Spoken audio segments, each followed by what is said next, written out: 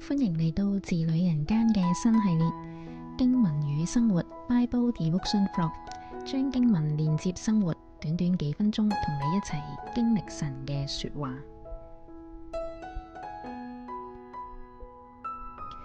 你會點樣介紹自己呢？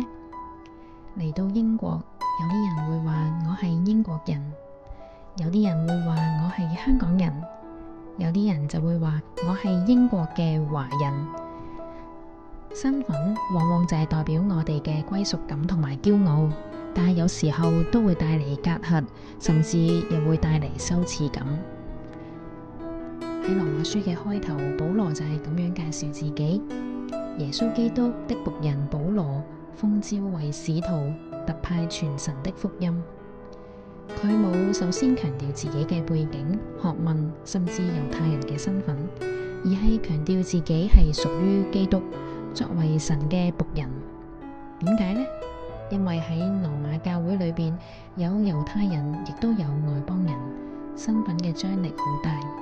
保羅一開場就提醒大家，最重要嘅身份唔係猶太人定係外邦人，而係喺基督裏面蒙召嘅，成為聖徒。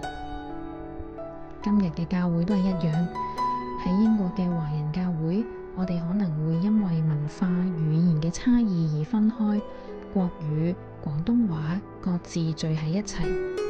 但係保羅提醒我哋最深嘅身份唔係香港人，唔係馬來西亞人，甚至唔係移民嘅身份，而係喺基督裏面同樣蒙愛嘅兒女。我哋都係主裏嘅一家。如果你想聽完整嘅講道，歡迎去我嘅 YouTube channel， 而且我亦都喺 Patreon 嗰度準備咗完整嘅筆記，幫助你更加深入去默想呢段嘅經文。